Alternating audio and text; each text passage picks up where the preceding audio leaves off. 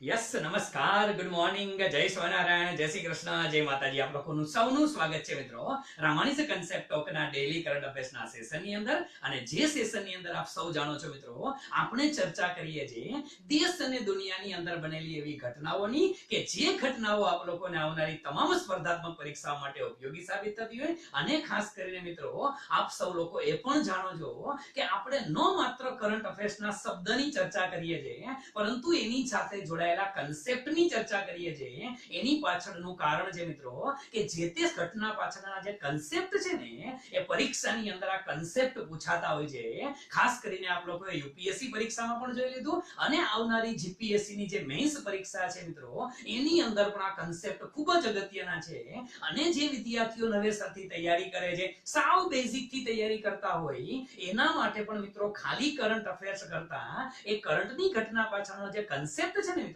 એ અગત્યનો છે. તો આવા કન્સેપ્ટ બેઝ કરંટ અફેર્સની આપણે શરૂઆત કરીએ છીએ મિત્રો. આજની તારીખે મિત્રો 8મી ઓક્ટોબર 2020 ના કરંટ અફેર્સની શરૂઆત કરીએ. આપ લોકોના જોશ જુસ્સા અને ઉત્સાહમાં વધારો કરવા માટે આજનું મોટિવેશનલ કોટ્સ છે. આમ તો જોવા જાવ તો આજનું મોટિવેશનલ કોટ્સ નથી, ગઈકાલે સેશન નહોતા લઈ શક્યા, એટલે લખેલું તો ગઈકાલનું હતું, કારણ કે ગઈકાલે જગ્યા ચેન્જ થઈ અને આપણે થોડું ઘણું મિસગડબડ થઈ ગઈ હતી, એટલા માટે કઈ વાંધો નહીં. ઓકે, શરૂ કરીએ આજના मोटिवेशनल कोट साथ मित्रों. समस्याओं की अपनी कोई साइज नहीं होती. यस मित्रों, समस्याओं की अपनी कोई साइज नहीं होती, वो तो सिर्फ हमारी हल करने की क्षमता के आधार पर छोटी और बड़ी होती है. યસ મિત્રો, સમસ્યાઓ મુશ્કેલી એ ક્યારેય નાની કે મોટી આવું કઈ હોતું જ નથી. જેમ મેં અગાઉ કીધું હતું કે યુપીએસસી નું પેપર જે છે ને મિત્રો, તમારા પરીક્ષાના પેપર આવવા જોઈએ. પરીક્ષાનું પેપર ક્યારેય અઘરું નથી હોતું, અને પરીક્ષાનું પેપર ક્યારેય સહેલું નથી હોતું. એટલે સહેલું ન હોય ને અઘરું ન હોય. પરીક્ષાનું પેપર કેવું હોય, કોના ઉપર આધાર રાખે, તો કે તમારી પેપર સોલ્વ કરવાની ક્ષમતા કેવી છે ને ભાઈ, એના ઉપર આધાર રાખે છે. સમસ્યા જેવું જ આપણું પેપર હોય છે. તો જિંદગીની અંદર યાદ રાખજો, કોઈ મુશ્કેલી આવે અને તમે નાસીપાસ થઈ જતા હોય, ડિપ્રેશનમાં આવી જતા હોય, તો સમજી લેજો કે તમે તમારી ક્ષમતાનો ઉપયોગ પૂરો નથી કરતા. યસ મિત્રો, તમે તમારી ક્ષમતાનો ઉપયોગ પૂરો નથી કરતા, અને જો ક્ષમતાનો પૂરો ઉપયોગ કરો તો સમસ્યા કોઈ દિવસ મોટી નહીં થાય મિત્રો. સમસ્યા નાની થશે, એનું સમાધાન મોટું. વસ્તુ તમારા મગજની અંદર એકદમ ક્લિયર કટ થઈ જવી જોઈએ મિત્રો. આ બાબતને આપણે ધ્યાનમાં રાખશું. તો શરૂ કર આપણે વન્સ અગેન પાછું ચાલુ કરું છું. તમે લોકો સ્ટે ટ્યુન રહેજો, કોઈ ચિંતા ના કરતા. જોઈએ છે, જસ્ટ વેટ મિત્રો.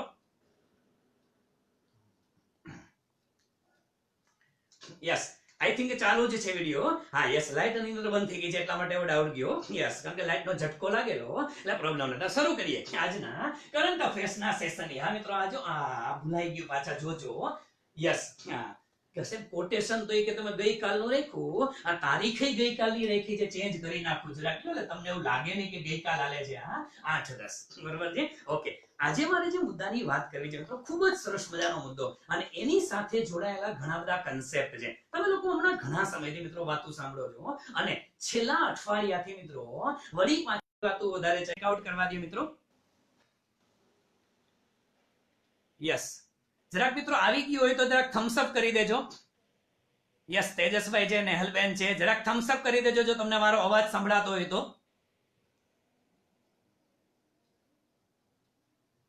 યસ,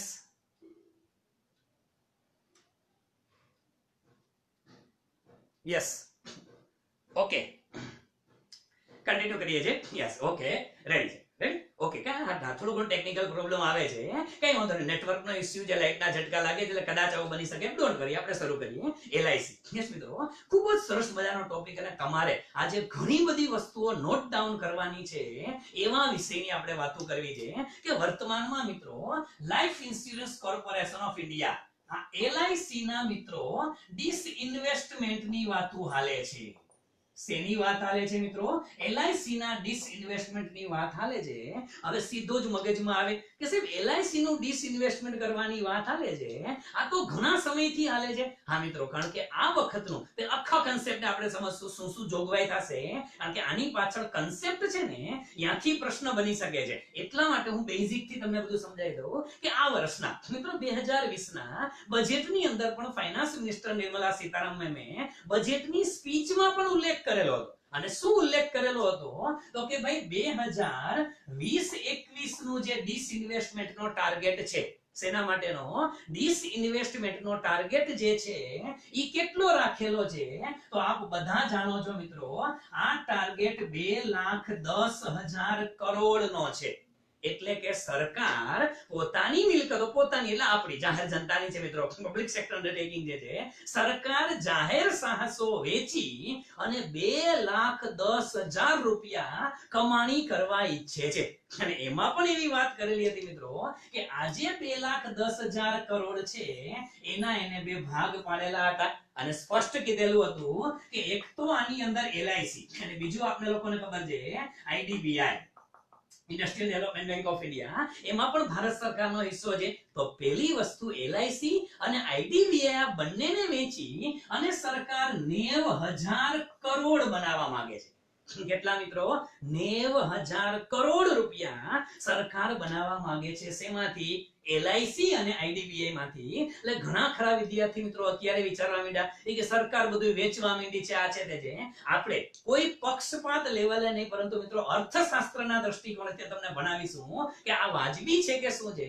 અત્યારે બહુ ચિંતા કરો માં કે સરકાર બધું વેચી કાઢે છે, આ છે તે છે. ટેન્શન ના લ્યો, આની ઘણી બધી બાબતો હું તમને સમજાવું છું. બીજી વસ્તુ કે અધર પબ્લિક સેક્ટર અંડરટેકિંગ જે છે, અન્ય PSU જે બધા હતા, એ અન્ય PSU માંથી મિત્રો 1,20,000 કરોડ ટોટલ કુલ મિલા કે આ વર્ષે 2,10,000 કરોડની મિલકતો વેચવાની વાત હતી. હવે આ તો બજેટમાં વાત થઈ હતી, સમજો મિત્રો, બજેટ વખતે વાત થઈ હતી. હવે બજેટની અમલવારી આપણે ચાલુ કરીએ ને ત્યાં તો COVID-19 ની મહામારી આવી ગઈ. આ મહામારીને પરિણામે મિત્રો આ 2,10,000 કરોડ માંથી હજી 10,000 કરોડની મિલકતો નથી વેચી. સમજો, આ મહામારીમાં 2,10,000 કરોડ નહીં, ખાલી 10,000 કરોડની મિલકતોનો વેચાણ નથી થયું હજી સુધીમાં. એટલે સરકાર વિચારે છે, શું વિચારે છે સરકાર કે હવે જેવું થોડું ઘણું અર્થતંત્ર પાટે ચડે ન ચડે, પણ આને વેચવું પડશે. શું કામ વેચવું પડશે? આ વાત તો મિત્રો આજની નથી. આ કોવિડની મહામારી તો એક્સ્ટ્રા આવ્યું. આ તો દાજિયા ઉપર ડામ જેવું થયું. હા, કોવિડની પહેલા પણ પરિસ્થિતિ એવી હતી. શું પરિસ્થિતિ હતી કે સરકારે શું કામ આ મિલકતો વેચવી? એનું કારણ હતું મિત્રો, પહેલું કારણ હતું સ્લો ઇકોનોમી. આ સ્લો ઇકોનોમિક ડેવલપમેન્ટ આપણે બધા જાણો છો મિત્રો કે ભારતનું અર્થતંત્ર છેલ્લા 1.5-2 વર્ષથી છે ને એ સ્લો ડાઉન જ હતું. અર્થતંત્ર તૂટતું હતું મિત્રો. GDP ગ્રોથ રેટમાં ઘટાડો થતો તો કોઈને કોઈ કારણોથી. મંદીનું માહોલ તો હતું જ, અને મંદીના માહોલની ઉપર આપણે દેશી ભાષામાં કહે છે ને કે પડિયા ઉપર પાટું લઈ ગયું. એટલે એક તો મુશ્કેલી હતી, અને એમાં વધારે મુશ્કેલી અર્થતંત્ર સ્લો ડાઉન હતું. નવું GST આવ્યું તો GST ને પરિણામે પણ સરકારે ઘણું બધું સહન કરવું પડેલું હતું. તો GST નો પ્રશ્ન હતો, ઇકોનોમી સ્લો ડાઉન થતું હતું, વૈશ્વિક મંદીનો ભણકારા વાગી રહ્યા હતા. મંદી જે છે એના ભણકારા વાગતા જ હતા.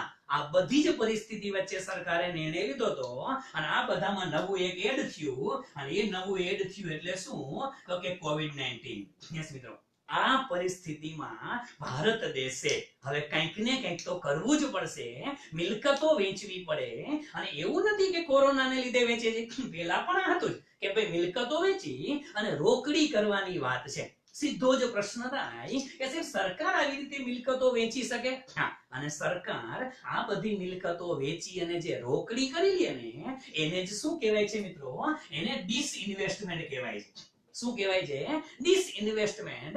ઇન્વેસ્ટમેન્ટ કરે એટલે રોકાણ કર્યું, અને પાછું ખેંચે એટલે ડિસઇન્વેસ્ટમેન્ટ. પણ યાદ રાખજો, LIC નું જે ડિસઇન્વેસ્ટમેન્ટ છે મિત્રો, એમાં સરકાર હાલના તબક્કે, ભલે અત્યારે છેલ્લા એક અઠવાડિયાથી ન્યૂઝમાં 25% કહે છે, પણ LIC નો જે કુલ સ્ટેક છે ને મિત્રો, આ કુલ સ્ટેક જે સરકારનો છે એ કુલ સ્ટેકના 25% વધુમાં વધુ કેટલા ટકા 25% હિસ્સો સરકાર વેચશે અને એમાં પણ મિત્રો આ જે શરૂઆતનો તબક્કો છે ને શરૂઆતના તબક્કામાં માત્ર અને માત્ર 10% હિસ્સો વેચવાની વાત છે કેટલા ટકા 10% હિસ્સો જ LIC નો વેચાશે એનું અર્થઘટન શું થયું મિત્રો કે 10% હિસ્સો વેચાય તોય હજી 90% ભાગ કોનો રહે ગવર્નમેન્ટ નો જ રહેવાનો છે એટલે સાવ વેચી નથી નાખતા યાદ રાખજો ડિસઇન્વેસ્ટમેન્ટ ની અંદર સાવ નથી વેચવાનું માત્ર 10% હિસ્સો વેચવો છે હવે તમે આમ જો કોર્પોરેટ જગતમાં શું ચાલે છે રિલાયન્સ જીઓ છે એ ગૂગલ વાળાને વેચી દે છે 10% તમે લઈ જાઓ 10% તમે લઈ જાઓ શા માટે એના પરિણામે મિત્રો હિસ્સો વેચવાના પરિણામે ઘણી બધી સારી બાબતો પણ આવશે એ પણ હું તમને સમજાવું છું પણ કોર્પોરેટ સેક્ટર ની અંદર આ એક નવો ટ્રેન્ડ છે અને ભારતની તો મજબૂરી પણ છે કે પૈસા ઊભા કરવા છે અને આપણી પાસે આવડી મોટી LIC અને જેને કહેવાય મિત્રો ભારતની સૌથી મોટી ફાઇનાન્શિયલ ઇન્સ્ટિટ્યુશન છે સૌથી મોટી ફાઇનાન્શિયલ ઇન્સ્ટિટ્યુશન એ LIC છે મિત્રો આજની તારીખે અને પહેલી વસ્તુ શું છે મિત્રો આની જે માર્કેટ વેલ્યુએશન છે ને એ અત્યારે કોઈને ખબર જ નથી એટલી ખબર છે કે ભારતની સૌથી મોટી અને અબજો રૂપિયાની કંપની છે LIC જે છે ઈ પબ્લિક સેક્ટર અન્ડરટેકિંગ એવું છે કે જેની કિંમત તમે નક્કી ના કરી શકો મિત્રો ખાલી સિમ્પલ ભાષાની અંદર આને સિમ્પલ કયો ને કે અત્યારે 80 થી 90,000 કરોડ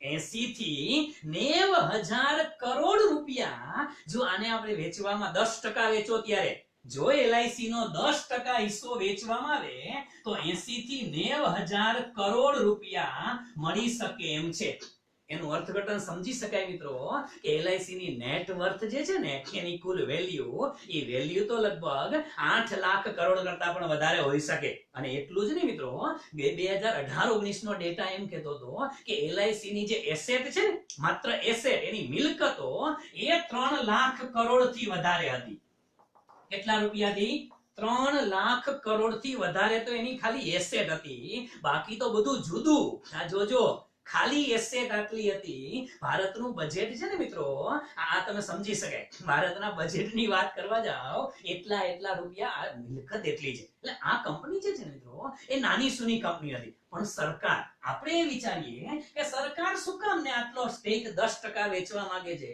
અને એના કારણે એનું કારણ શું છે પહેલી વસ્તુ એ તમને કહું કે ભારત દેશમાં LIC નું મહત્વ શું છે તો એની પણ થોડી ઘણી તમને વાત કરી નાખું હવે જો એક બધાને ખબર છે કે life insurance corporation of India LIC ની સ્થાપના ક્યારે થઈ હતી હું ત્યાંથી તમને કહું એટલે તમને ખબર પડશે કે LIC ની સ્થાપના કરવામાં આવેલી મિત્રો ક્યારે તો કે સ્થાપના થઈ 1956 માં અને 1956 ની અંદર મિત્રો શું લેવામાં આવેલું હતું તો કે life insurance corporation of India act LIC of India act 1956 લેવામાં આવ્યો અને 1956 ના એક્ટ મુજબ સમજો life insurance corporation of India act આવ્યો અને એક્ટ મુજબ આ કંપનીની સ્થાપના થઈ છે ભારત દેશમાં કોઈ પણ કંપનીની સ્થાપના કોઈ પણ એકમ જ્યારે કાયદા દ્વારા સ્થપાયેલું હોય તો એને આપણે કેવી બોડી કહીએ છીએ મિત્રો એને આપણે સ્ટેચ્યુટરી બોડી કહીએ છીએ કેવી બોડી કહીએ છે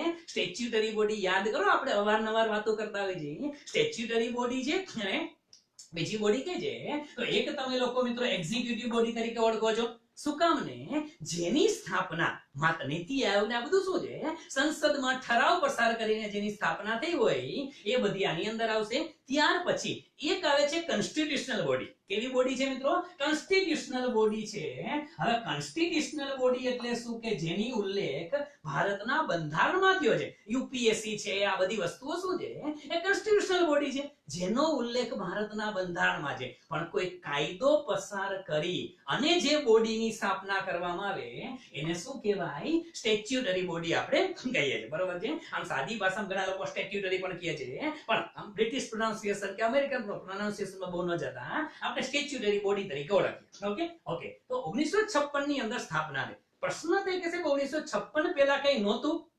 હતું મિત્રો ભારત દેશની અંદર 1956 પહેલા દેશ આઝાદ થયો ને અને જ્યારે એલઆઈસી ઓફ ઇન્ડિયાની સ્થાપના થઈ એની પહેલા ભારતમાં 245 જેટલી પ્રાઇવેટ કંપનીઓ હતી.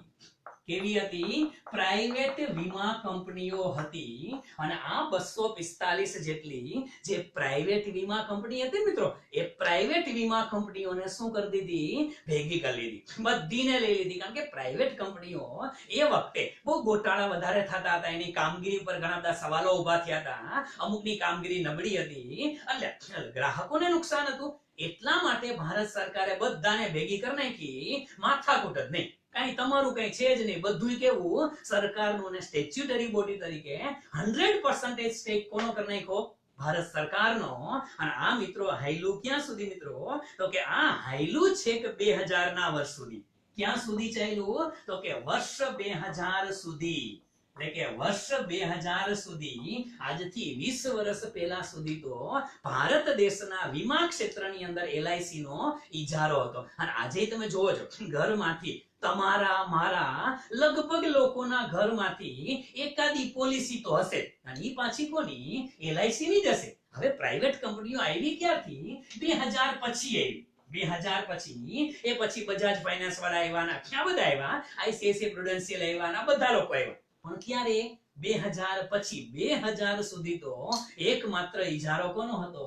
એ એલઆઈસી નો હતો. અને ઘણી વખત તો એવું જોવા મળે કે કોઈના ઘરમાં પોલિસી તો હોય, હવે તો એવું છે કે કોઈના સગા સંબંધીમાં કુટુંબમાં એક એલઆઈસી નો એજન્ટ ન હોય એવું ન બને. તમારા મારા સગા સંબંધીમાં ક્યાંક તમે જોજો એકાદો વ્યક્તિ તો આપણો ઘરનો મેમ્બર એજન્ટ હશે. પોલિસી તો છે, એજન્ટ આટલા બધા થઈ ગયા છે. આ રેલવેમાં જેટલા કર્મચારી છે ને યાર, ભારતની રેલવેમાં જેટલા કર્મચારી છે એટલા તેના એજન્ટ છે. એટલે આ નાની સુની કંપની નથી હો. આ એજન્ટ એક પરમેનન્ટ કર્મચારી નો કહેવાય, પરમેનન્ટ કર્મચારી ઓછા છે. ઓકે, આવતા મૂળ મુદ્દા ઉપર એલઆઈસી ની સ્થાપના. હવે સ્થાપના થયા પછી 2000 સુધી ચાલી. પછી શું થયું કે એલઆઈસી છે ને ભારત માટે સ્ટ્રેટેજિકલી ઘણી બધી જગ્યાએ કામ લઈ. શું કામ કામ લઈ ગઈ? તો કે સ્ટ્રેટેજિકલી ભારત માટે મહત્વની શું કામ છે, અને લોકો માટે પણ મહત્વની શું કામ છે. એનું કારણ તમને કહું. પહેલી વસ્તુ, આ બધા સેન્ટેન્સ મિત્રો લખતા જાજો, પરીક્ષામાં આમાંથી ક્યાંક પ્રશ્ન પડી જશે, તમને ખબર પણ નહીં રહે. એટલે જે પહેલી વસ્તુ શું કામ અગત્યની છે, તો કે આ કંપની છે ને એમાં 100% ઇન્વેસ્ટમેન્ટ કોનું છે? તો કે સરકારનું છે. કેટલા ટકા? 100% ઇન્વેસ્ટમેન્ટ સરકારનું છે. ગવર્નમેન્ટની માલિકી છે 100%. એટલે સૌથી મોટો દેશના લોકોને ફાયદો શું છે કે સરકારની માલિકીની કંપની છે, એટલે કોઈ દિવસ આપણા રૂપિયા ખોટા થવાના ચાન્સીસ છે જ નહીં મિત્રો. એલઆઈસી ની અંદર તમે જે પ્રીમિયમ ભરો છો એ કોઈ દિવસ તમને રૂપિયા પરત ન મળે એવું નહીં થાય. 100% સિક્યોર છે, એટલે ચિંતા નથી. બીજું વસ્તુ મિત્રો, આની અંદર સરકાર દ્વારા સોવરેન ગેરંટી આપવામાં આવે છે. આ યાદ રાખજો મિત્રો, આની અંદર સોવરેન ગેરંટી આપવામાં આવે છે. હવે સોવરેન ગેરંટી એટલે શું? તો કે 100% તમને તમારા પૈસા પાછા મળશે. ભારત સરકાર તરફથી ગેરંટી આપવામાં આવે છે, દેશ તરફથી ગેરંટી આપવામાં આવે છે. ભાજપ સરકાર કે કોંગ્રેસ સરકાર નહીં, ભારત સરકાર તરફથી ગેરંટી આપવામાં આવે છે કે તમારા પૈસા સિક્યોર છે. અને એટલા માટે મિત્રો અન્ય વીમા કંપનીઓ છે ને, પ્રાઇવેટ કંપનીઓ, એના કરતા એલઆઈસી નું જે પ્રીમિયમ છે ને મિત્રો, આનું પ્રીમિયમ તમે જોજો, આનું પ્રીમિયમ ઊંચું હશે. પ્રીમિયમ કેવું હોય? ઊંચું પ્રીમિયમ છે. શું કામ? આ કે યાર સોવરેનિટી આપે છે તમને લોકોને, 100% ગેરંટી આપે છે, તો પ્રીમિયમ તો વધારે હોવાનું જ છે. એટલા માટે. બીજી વસ્તુ, ભારત માટે શું કામ અગત્યની? આ તો આપણે કીધું લોકો માટે. લોકો માટે અગત્યનું, ભારત દેશ માટે શું કામ અગત્યની? તો આ કંપની છે ને મિત્રો, અને તમે વિચારો, સાદી ભાષામાં કહું તો એલઆઈસી ઓફ ઇન્ડિયા છે ને, એ ભારત માટે એટલે ઇમ્પોર્ટન્ટ છે કે જે તે વખતે જ્યારે ઓએનજીસી નો સ્ટેક વેચવાનો હતો, ઓએનજીસી જ્યારે મુશ્કેલીમાં આવેલી હતી, આ યાદ રાખજો મિત્રો, ઓએનજીસી જ્યારે મુશ્કેલીમાં આવેલી હતી ત્યારે એનો સ્ટેક કોને લીધેલો હતો? એને એલઆઈસી સાથે ઊભી હતી. યસ મિત્રો, આર્થિક સંકટને સમયે એલઆઈસી હંમેશને માટે ભારત સરકાર તરફ સાથે ઊભી હોય છે. બીજી વસ્તુ, 2018 માં આઈડીબીઆઈ નો ઇસ્યુ હતો. આઈડીબીઆઈ બેંકમાંથી સ્ટેક ખરીદવાની વાત હતી, ના બધા મુદ્દા હતા. એ વખતે પણ સંકટ મોચન તરીકે કોણ ઊભું હતું? એ વખતે પણ મિત્રો સંકટ મોચન તરીકે LIC ઊભી રહી હતી. એટલે આ વસ્તુ પણ અગત્યની છે. અને સાથે સાથે મિત્રો ભારતની જે મહારત્ન કંપનીઓની અંદર જે તમે કહો છો કે નવરત્ન કંપનીઓ એ ભેલ છે, એવી રીતે Larsen and Toubro, L&T company છે, આ બધામાં પણ પુષ્કળ ઇન્વેસ્ટમેન્ટ છે. LIC નું પુષ્કળ ઇન્વેસ્ટમેન્ટ ભેલમાં છે, L&T ની અંદર છે, આ બધાની અંદર આનું પુષ્કળ પણ જે ભારતના જે ઇન્ફ્રાસ્ટ્રક્ચર ડેવલપમેન્ટ ફંડ જે છે, ખાસ યાદ રાખજો, ભારતનું ઇન્ફ્રાસ્ટ્રક્ચર ડેવલપમેન્ટ ફંડ જે છે એની અંદર પણ મિત્રો LIC નો હિસ્સો છે. એટલે ભારતના પોઈન્ટ ઓફ વ્યૂ થી સ્ટ્રેટેજિકલી તમે જુઓ ને તો ખૂબ જ અગત્યની કંપની છે, ખૂબ જ અગત્યની કંપની છે. અને હવે આનું આપણે શું કરવા જઈ રહ્યા છીએ? ડિસઇન્વેસ્ટમેન્ટ, એટલે આને વેચવી છે, પણ આખી LIC નથી વેચવાની. સમજો, LIC માંથી માત્ર અત્યારે કેટલા ટકા સ્ટેક વેચવાની વાત છે? 10% સ્ટેક વેચવાની વાત છે. અને એ 10% સ્ટેક વેચવો છે. હવે સીધો જ પ્રશ્ન થાય કે સાહેબ 10% સ્ટેક વેચવો હોય તો કઈ રીતે વેચે? તો LIC દ્વારા શું લઈ આવવામાં આવશે મિત્રો? તો કે LIC દ્વારા મિત્રો એનો IPO લઈ આવવામાં આવશે. શું લઈ આવવામાં આવશે? IPO શબ્દથી પરિચિત છો બધા મિત્રો? શું કહે છે IPO ને? Initial public offer. શું કહેવામાં આવે છે? Initial public offer. એટલે IPO છે, કોઈ પણ કંપની પોતાની જિંદગીમાં પ્રથમ વખત શેર બહાર પાડે. સમજો, કોઈ પણ કંપની પોતાની જિંદગીમાં પ્રથમ વખત શેર બહાર પાડે ત્યારે એને ઇનિશિયલ પબ્લિક ઓફર કહેવાય. શું કહેવાય એને? Initial public offer. એટલે IPO કહેવાય. બીજી વખત બહાર પાડે તે IPO નો કહેવાય, એ ફોરવર્ડ પબ્લિક ઓફર કહેવાય. જ્યારે ફ્યુચર પબ્લિક ઓફર FPO તરીકે ઓળખીએ છીએ, તો આ IPO છે. LIC દ્વારા IPO લઈ આવવામાં આવશે. એટલે LIC ના શેર જે છે અત્યારે 100% માલિકી કોની છે? સરકારની. પછી LIC ની અંદર મિત્રો 10% એમ કહે છે કે 10% જે માલિકી હક છે એના શેર બહાર પાડવામાં આવશે. એટલે LIC માં 10% જેટલો માલિકી હક કોનો રહેશે? પછી પ્રાઇવેટ પણ આવશે. કોણ આવશે? એમાં પ્રાઇવેટ કંપની પણ આવે, પ્રાઇવેટ લોકો પણ આવે. તમે શેર ખરીદી શકો, તમે LIC માં માલિકી હક મેળવી શકો. તમે LIC ના શેર ખરીદો, પબ્લિક ઇસ્યુમાં ઓફર કરો, શેરની અરજી કરો, તમને શેર મળવાના છે. 10% છે. હવે પહેલો પ્રશ્ન થાય, સમજો, પરીક્ષામાં પ્રશ્ન ક્યાંથી પૂછશે તમને એ તમને ચોખવટ કરી દઉં. પરીક્ષામાં કદાચ આ સ્ટ્રક્ચર જે આ છે તે જે ટેકનિકલ મુદ્દો એક નડે. શું ટેકનિકલ મુદ્દો મળે મિત્રો? પહેલી વસ્તુ એ કે કોઈ પણ કંપનીએ જ્યારે પોતાનો IPO લઈ આવવો હોય, સમજો, શું લઈ આવવું હોય? Initial public offer. તો ઇનિશિયલ પબ્લિક ઓફર લઈ આવવા માટે એક પહેલી શરત છે, કારણ કે પબ્લિક ઓફર આવે પછી તો શેર બજારમાં થાય, અને શેર બજારની અંદર કંપનીઓ જાય તો સીધો જ પ્રશ્ન શું થશે ખબર છે? સમજો, સીધો જ પ્રશ્ન એ થાય કે તમે કોઈ પણ શેર બજારમાં, એની પણ થોડી ઘણી ચર્ચા કરશો આગળ, પણ શેર બજારમાં નોંધણી કરાવવા જાઓ તો તમારી કંપની જે છે એ કંપની ધારા મુજબ, જૂનો કંપની ધારો 1956 નવો 2013, કંપની ધારા મુજબ તમારી કંપની નોંધાયેલી હોવી જોઈએ. હવે સીધો જ પ્રશ્ન થાય મિત્રો કે LIC છે ને, life insurance corporation of India, A company ધારા મુજબ નોંધાયેલી કંપની નથી. સમજો મિત્રો, LIC જે છે એ તો સ્ટેચ્યુટરી બોડી છે. અને કયા કાયદા હેઠળ નોંધાયેલી છે? મેં એટલે જ રાખેલું છે LIC ઓફ ઇન્ડિયા એક્ટ 1956. જો આને તમારે પબ્લિક ઇસ્યુ લાવવો છે તો ટેકનિકલ પ્રોબ્લેમ આવે અને પરીક્ષામાં અહીંથી સવાલ નીકળે છે મિત્રો, અહીંથી નીકળે છે. ભૂતકાળના પેપર અને બધું જોજો તમે. અહીંયા પ્રશ્ન થાય કે સાહેબ તો શું કરવાનું? કંપની ધારા મુજબ નોંધાયેલી જ નથી તો પછી એનો IPO જ નો આવે સાહેબ. એનો IPO નો આવે, અને એ IPO નો આવે તો લોચો થાય. એટલે પેલું કામ શું કરવું પડશે? સરકારે આજે આ LIC એક્ટ જે છે એ LIC એક્ટ માટે પણ થોડા ઘણા એમેન્ડમેન્ટ કરવા પડશે. અને થોડા ઘણા નહીં, આના માટે એમ કહેવાય છે કે જુદા જુદા પ્રકારના 6 એમેન્ડમેન્ટ કરવા પડશે. કેટલા? 6 એમેન્ડમેન્ટ કરવા પડશે. અને એમેન્ડમેન્ટ કરવા માટે એને ક્યાં જવું પડે? તો કે બટ ઓબ્વિયસ છે યાર, કોઈ પણ પ્રકારના બંધારણની અંદર આવા કે સુધારા કરવા હોય તો તમારે ક્યાં જવું પડે? તો કે ખાસ કરીને તમારે જવું પડે સંસદમાં. હવે સંસદની અંદર આપને ખબર છે, હમણાં જ આપણે માથાકૂટ કરેલી હતી કે ભારતની સંસદમાં 3 વસ્તુઓ છે. એક તો આપણે એને શું કહીએ છીએ? લોકસભા. પછી રાજ્યસભા આપણે જેને કહીએ છીએ, લોકસભા છે, રાજ્યસભા છે, અને પછી પ્રેસિડેન્ટ છે. બરાબર છે? લોકસભા રાજ્યસભામાં એમેન્ડમેન્ટ પસાર કરવા પડે, અને એમેન્ડમેન્ટ પસાર કરવા માટે પણ તમને ખબર છે, હમણાં આપણે કૃષિ બિલની બધી વાતો કરેલી હતી. પેલા બિલ શેની અંદર આવ્યું? લોકસભામાં, પછી રાજ્યસભામાં, અને ફાઇનલ મંજૂરી કોણ આપે? પ્રેસિડેન્ટ મંજૂરી આપે. આ એમેન્ડમેન્ટ કરવા પડે. હવે એમેન્ડમેન્ટ માટે પાછો લોચો થાય. સેવી કે એમેન્ડમેન્ટ ક્યાં થાય? તો કે બજેટના, સંસદના 3 સત્ર કીધા હતા ને? યાદ કરો, સંસદના 3 સત્ર છે. પહેલું સત્ર છે એને આપણે બજેટ સેશનની વાત કરી હતી. બજેટ સેશન તો પતી ગયું. ત્યાર પછી અત્યારે હમણાં જે હતું એ કયું હતું? તો કે મોન્સૂન સેશન હતું, ચોમાસુ સત્ર. એ પણ માથાકૂટ થઈને બધું પતાવ્યું. હવે જે નવું સત્ર આવશે મિત્રો, એ આવશે શિયાળુ સત્ર આવશે. કયું આવશે? શિયાળુ સત્ર. વિન્ટર સેશન જે આવે, યસ મિત્રો, આ વિન્ટર સેશનની અંદર ફરજિયાતપણે આ બિલ લેવામાં આવશે. જ્યાં સુધી આ એમેન્ડમેન્ટ ન થાય ત્યાં સુધી સરકાર LIC ને વેચી નહીં શકે.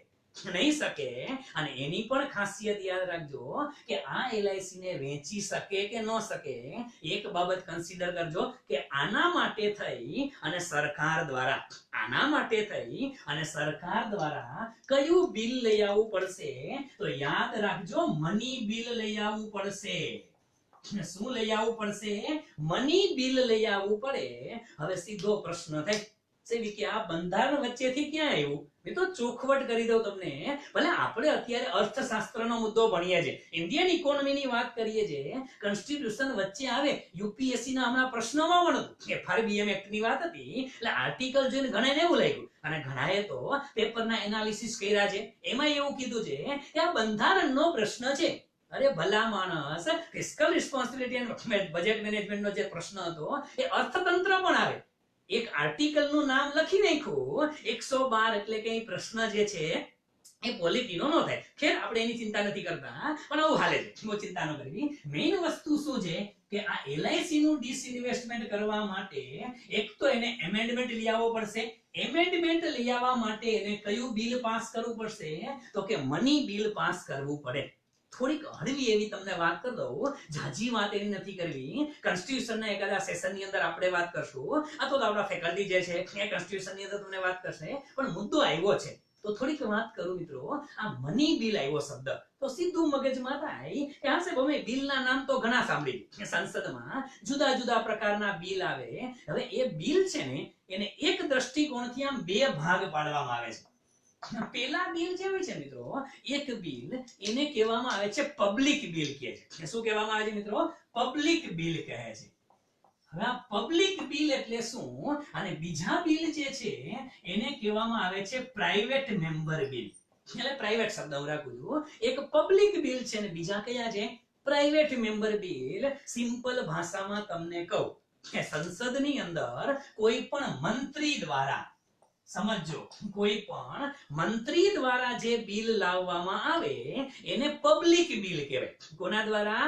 મંત્રીઓ દ્વારા લઈ આવવામાં આવે એને પબ્લિક બિલ કહેવાય. અને મંત્રી સિવાય સંસદમાં 545 જણા છે, 2 એંગ્લો ઇન્ડિયન સહિતના 545 જણા છે, આમાં 245 કે બધાય મંત્રી હશે? ના હોય ને યાર, એમાં થોડા ઘણા મંત્રી છે અને બાકી બધાય ખાલી સભ્યો છે.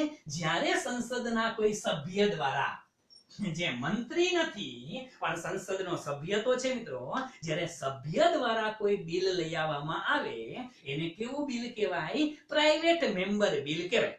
સમજાય છે આટલી વસ્તુ? તો બહુ સરળ ભાષામાં કહું છું, બહુ ટેકનિકાલિટી આની અંદર નથી લેવાનું. કારણ કે આ બંધારણ છે ને મિત્રો, એક કલમો ગોખવાનો, આર્ટિકલ ગોખવાનો સબ્જેક્ટ નથી મિત્રો, સમજવાનો છે. અને સમજવા માટે એટલું કહે છે કે કદાચ તમે લક્ષ્મીકાંતની ચોપડી વાંચીને ગયા હોય ને તો એ જવાબ નથી આવડતા. શું કામ? આપણે ગોખીને જાય છે, આપણે ખરેખર સમજતા નથી. એટલે કહું છું કે કોઈ પણ મુદ્દાને થોડોક સમજો. ઓકે, ખેર આના ઉપર આવતા જઈએ. પબ્લિક બિલ અને પ્રાઇવેટ બિલ. હવે એના આધારે, પબ્લિક બિલ અને પ્રાઇવેટ બિલના આધારે જોવા જાય તો ભારતમાં જે જુદા જુદા બિલ છે ચાર ભાગમાં વેચવામાં આવેલા છે મિત્રો, અને ઈ ચાર ભાગ એટલે પહેલું બિલ જે છે ને મિત્રો એને ઓર્ડિનરી બિલ કહેવાય છે. શું કહેવામાં આવે છે મિત્રો? એને ઓર્ડિનરી બિલ કહેવામાં આવે છે. આ બધી વાતો હમણાં કરું છું, તમને ચિંતા કરતા નહીં. ઓર્ડિનરી બિલ કહેવામાં આવે છે, અને ઓર્ડિનરી બિલની વાતો જે છે એ બંધારણમાં હું ન ભૂલતો હોય તો આર્ટિકલ 107 માં કરેલી છે. સામાન્ય વિધેયક તમે જેને કહો છો, એ સામાન્ય વિધેયક કે ઓર્ડિનરી બિલ આર્ટિકલ 107 માં કરેલી છે. સમયાંતરે હું આની વાત કરીશ, ચિંતા કરતા નહીં. ત્યાર પછી બીજું જે બિલ આવે છે ને મિત્રો એને કહેવામાં આવે છે મની બિલ. શું કહેવામાં આવે છે મિત્રો? Money bill. જે અત્યારે મેં વાત કરી, LIC ના ડિસઇન્વેસ્ટમેન્ટ માટે મની બિલની જરૂર પડશે. હવે LIC ના ડિસઇન્વેસ્ટમેન્ટ નો પ્રશ્ન પૂછે અને મની બિલ વચ્ચે આવે તો તમારે એમ ન માની લેવું મિત્રો કે આ સવાલ બંધારણનો જે આ મિક્સિંગ છે. મિક્સિંગ છે મની બિલ અને મની બિલ. જ્યાં સુધી હું નથી, આ ખાસ એક ચેક કરજો મિત્રો, હું અગાઉ પણ સ્પષ્ટતા કરી ચૂક્યો છું, હું કોન્સ્ટિટ્યુશન નો માણસ નથી, હું બંધારણ નથી ભણાવતો. જેટલી મને ખબર પડે છે, ગતાગમ પડે છે, એટલી વાત તમારી સાથે શેર કરું છું. હું અર્થશાસ્ત્ર અને ઇન્ટરનેશનલ રિલેશન નો માણસ છું મિત્રો, પણ એટલા માટે જ્યારે જ્યારે તમને કહું કે ચેક કરી લેવું, એક ચેક કરી દેલા દાદા, બરોબર છે? લગભગ ભૂલ નહીં પણ છતાં ભૂલચૂક લેવી દેવી ભાઈ. ઓકે, મની બિલ જે છે મિત્રો, એ મની બિલ આર્ટિકલ 110 મુજબ છે. 9 અને 10 બંનેની અંદર થોડી ઘણી વાતો કરેલી છે. ઓમાં 7 અને 8 માં કે 108 જે છે એ આઈ થિંક જોઈન્ટ સમિતિ માટેની છે કે કઈ વાંધો નહીં. ત્રીજું બિલ જે છે મિત્રો એને આપણે કહીએ છીએ ફાઇનાન્સ બિલ. શું કહેવામાં આવે છે મિત્રો? ફાઇનાન્સ બિલ કહેવામાં આવે છે, અને એની વાત કરેલી છે આર્ટિકલ 117 માં. ક્યાં કન્ફર્મ છે? ફાઇનાન્સ બિલની વાતો શેમાં કરી?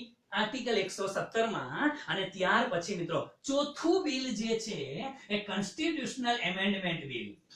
કોન્સ્ટિટ્યુશનલ એમેન્ડમેન્ટ બિલ જે છે એ આવે છે, બરોબર છે? આની વાત મને એક્ઝેક્ટ આર્ટિકલ ખબર નથી એટલે હું નથી લખતો. ઓકે, 4 પ્રકારના બિલ હશે. હવે સીધો પ્રશ્ન થાય કે તમે ડાયરેક્ટલી કીધું કે LIC નું ડિસઇન્વેસ્ટમેન્ટ કરવા માટે શેમાં સુધારો કર, કયું બિલ લઈ આવશે સરકાર? સરકાર મની બિલ લઈ આવશે. પ્રશ્ન પેલા થાય ને સાહેબ કે આ મની બિલ છે, હવે જુદા જુદા પ્રકારના બિલમાંથી મની બિલ કોને કહેવાય એ તમને ખબર હોય છે મિત્રો. તો સિમ્પલ વસ્તુ થોડી ઘણી તમને લોકોને કહું કે મની બિલ ખરેખર છે શું. સાવ સરળ ભાષામાં કહું, મની બિલની વાતો જે છે ને એ આર્ટિકલ 110 માં કરેલી છે. હવે આર્ટિકલ 110 માં વાતો કરેલી છે મની બિલની. હવે પહેલી વસ્તુ એ કે મની બિલ માટે આર્ટિકલ 110 ભલે રહે, એની પહેલા હું તમને આર્ટિકલ 109 સમજાવું થોડી, કે જેને આવડે છે એને રિવિઝન થશે.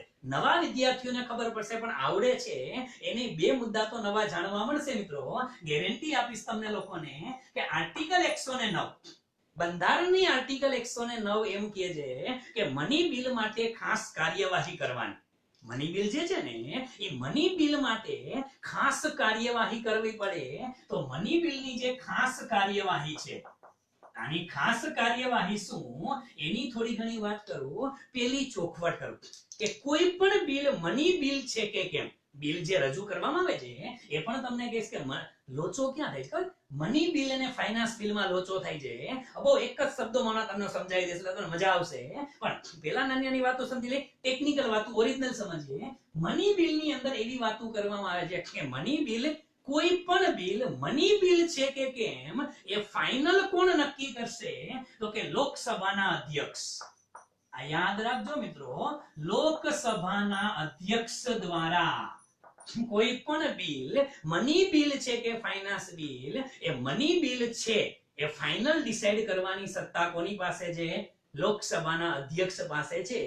હવે લોકસભાના અધ્યક્ષ નક્કી કરશે કે આ મની બિલ છે કે કેમ, બરાબર છે? આ પહેલી વસ્તુ ધ્યાનમાં રાખવાની. બીજી વસ્તુ, મની બિલ માટે બીજી બાબત તમે યાદ રાખજો કઈ, કે આ બિલ જે છે ને મિત્રો, મની બિલ, કોઈ પણ પ્રકારના મની બિલ એ રાષ્ટ્રપતિની મંજૂરી બાદ, યાદ રાખજો, મની બિલ રજૂ કરતા પહેલા આપણે હમણાં સમજતા હતા કે કોઈ પણ બિલ આવે તો બિલ આપણે સમજીએ છે પહેલા લોકસભાની અંદર, પછી રાજ્યસભાની અંદર અને પછી પ્રેસિડેન્ટ પાસે જાય છે. પરંતુ મિત્રો મની બિલ જે છે એને લોકસભામાં મૂકતા પહેલા કોની પૂર્વ મંજૂરી લેવામાં આવે છે? તો કે રાષ્ટ્રપતિની મિત્રો પૂર્વ મંજૂરી અહીંયા લેવામાં આવે છે. એ પણ તમને ખબર હોવી જોઈએ. ત્રીજી ખાસિયત છે આની મિત્રો, શેની? તો કે મની બિલની, કે મની બિલ હંમેશા પહેલા લોકસભામાં જ રજૂ થશે. સોરી યસ સૌપ્રથમ ક્યાં રજૂ થશે તો કે લોકસભામાં. યાદ રાખજો મિત્રો, મની બિલ ક્યારેય રાજ્યસભામાં પેલા નહીં જાય, ક્યાં થશે?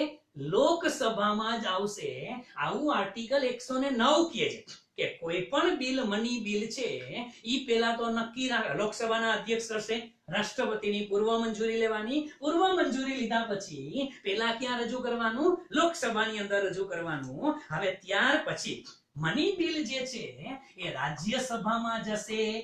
હવે પ્રશ્ન અહીંયા થાય કે જ્યારે રાજ્યસભામાં જાય ને ત્યારે રાજ્યસભા આમાં કોઈ સુધારો કરી શકતી નથી. યાદ રાખજો, મની બિલમાં સુધારો કરવાની રાજ્યસભા પાસે કોઈ શક્તિ છે નહીં. હા, એક વસ્તુ છે કે રાજ્યસભા છે ને ઈ પોતાના સૂચનો આપી શકે. શું આપી શકે? સૂચનો આપી શકે છે. એ સૂચનો આપી શકે અને કેટલા દિવસની અંદર? અને આમ જોઈએ તો કેટલા દિવસ? તો યાદ રાખજો, 14 દિવસ સુધી. કેટલા દિવસ સુધીમાં? 14 દિવસ સુધીમાં લોકસભામાંથી જે બિલ રાજ્યસભામાં ગયું. ખૂબ જ ઇન્ટરેસ્ટિંગ મુદ્દો છે, પરીક્ષામાં અહીંથી પ્રશ્ન પડ્યા છે એટલે હું તમને સમજાવું છું મિત્રો આ કે મની બિલ જે છે 14 દિવસ સુધી રાજ્યસભામાં રહી શકે. 14 દિવસમાં એ લોકો પાછું ન આપે તો? પાછું આપો તોય ભલે અને ન આપો તોય ભલે, 14 દિવસ પછી એ બિલ ઓટોમેટિક રાજ્યસભામાંથી પસાર થઈ ગયેલું ગણાશે. સમજો, રાજ્યસભા બિલ પાછું આપે તોય ભલે અને ન આપે તોય ભલે, 14 દિવસ પછી એ બિલ ઓટોમેટિક પસાર થઈ ગયેલું ગણાશે. એટલે એના કરતા બેટર છે કે 14 દિવસ પહેલા સૂચનો તો કરી જો. સૂચનોનું પાલન કરવું કે ન કરવું, એનું પાલન રાજ્યસભાએ કરવું કે ન કરવું, એ કોની પાસે સત્તા છે? એ લોકસભા પાસે સત્તા છે. કે એને જે સૂચનો આપ્યા એને માનવા છે તો માની લેવાના, નથી માનવા તો નથી માનવાના. સત્તા એની પાસે છે એટલે સુધારો રાજ્યસભા કરી શકતું નથી. એની પાસે કોઈ એવો પાવર નથી, માત્ર સૂચનો કરવા માટેનો પાવર છે. અને બીજી વસ્તુ ખાસ યાદ રાખજો કે આવા બિલ, મની બિલ, શું કામ મની બિલ લેવા છે સમજો. ઇમ્પોર્ટન્ટ તમને કહું છું, આ માથાકૂટ હાલે છે ને સંસદની અંદર, ધડબડાટી બોલે અને પછી એમ કે પુનઃ વિચારણા કરો બિલ ઉપર. રાષ્ટ્રપતિને ઘણી વખત સૂચના મળે કે આ જે તે બિલ છે ને એ જે તે બિલની પુનઃ વિચારણા કરો. કોણ? તો કે રાષ્ટ્રપતિ. રાષ્ટ્રપતિ દ્વારા જે તે બિલની પુનઃ વિચારણા માટે મોકલવામાં આવે. પરંતુ આ બિલ જે છે ને મિત્રો, આ બિલને પુનઃ વિચારણા માટે મોકલવામાં આવતું નથી ને થાતી નથી. શું કામ? આ કે મની બિલ જ્યારે રજૂ કર્યું ને, પહેલા રજૂ કરતા પહેલા જ મંજૂરી લઈ લીધી હતી. કોની? રાષ્ટ્રપતિની. ક્યાં ગયું? અચ્છા આવ્યું જો આ છે ને આર્ટિકલ 109 એમ કહે છે કે મની બિલ રજૂ કરતા પહેલા કોની મંજૂરી લઈ લ્યો? રાષ્ટ્રપતિની. એટલે હવે તો આને તમારે રાષ્ટ્રપતિ પુનઃ વિચારણામાં મૂકી શકે નહીં, કારણ કે પહેલા તમે જ કીધું હતું સાહેબ કે હાલો જવા દો લોકસભામાં. એટલે હવે તમે પુનઃ વિચારણા કરી શકતા નથી. દેશી ભાષામાં કહું કે મની બિલ જે છે ને લોકસભામાં બહુમતી હોય તો સરળતાથી પસાર થઈ જવાનું છે. ઠીક છે આટલી વસ્તુ? તો આ તમારા મગજમાં મિત્રો ક્લિયર કટ આઈડિયા હોવો જોઈએ. હવે બીજો પ્રશ્ન તમારા મગજમાં ઘણાને થાય કે સાહેબ તમે અહીંયા લખ્યું આર્ટિકલ 110, મની બિલની વાતો 110 માં કરી છે, પણ મની બિલ માટેની જે પૂર્વ આવશ્યક કાર્યવાહી છે ઈ 109 માં હતી. હવે આવશ્યક કાર્યવાહીમાં તમને કહું, પેલું જ મેં લખ્યું કે લોકસભાના અધ્યક્ષ નક્કી કરશે કે આ બિલ મની બિલ છે કે કેમ. તો સાહેબ કે ખબર કેમ પડે કે આ બિલ મની બિલ છે કે કેમ? યસ, હવે મુખ્ય મુદ્દા પર આવીને સ્ક્રીનશોટ લઈ લેજો મિત્રો. ખૂબ જ ટૂંકમાં તમને કરાવું છું આ બધી વસ્તુઓ. યસ, લોકસભાના અધ્યક્ષ કોના આધારે નક્કી કરે કે સાહેબ આ મની બિલ છે કે કેમ? મની બિલ હોવા માટેની જે પરિભાષા છે ને મિત્રો, આ મની બિલની પરિભાષા, મની બિલની જે પરિભાષા છે ક્યાં આપેલી છે? આર્ટિકલ 110 માં આપેલી છે. અને ઈ પરિભાષામાં મિત્રો 7 શરતો છે. કેટલી શરતો આપેલી છે? 7 શરતો આપેલી છે. અને ઈ 7 શરતોને હું 3-4 મુદ્દામાં તમને સમજાવી દઉં કે કોઈ પણ બિલને મની બિલ ક્યારે કહેવાય. બરાબર છે?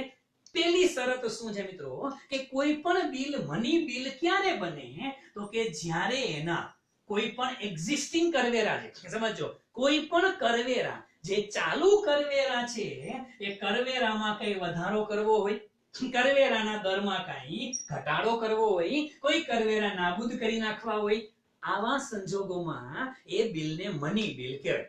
માની લ્યો કે ઇન્કમ ટેક્સ નો જે સ્લેબ છે એ સ્લેબમાં હરિહંચા કરવા હોય તો ડાયરેક્ટ વધારો ઘટાડો કરવો છે, બિલ શેમાં આવે? મની બિલ ની અંદર આવે. જીએસટી જે છે 18% માંથી 12%, 12 માંથી 5%, 5 માંથી 18, આવું કઈ કરવું હોય તો એ બધું શેમાં આવે? સમજે છે મિત્રો આખો શબ્દ કન્સેપ્ટ સમજો. આમાં જીએસટી કીધું તો પાછું ઇકોનોમિક્સ નો થાય, આ બંધારણ ચાલે છે. હવે કરવેરામાં વધારો ઘટાડો કરવો હોય, નાબૂદ કરવા હોય તો શું કયું બિલ લેવું પડે? એને મની બિલ કહેવામાં આવે છે.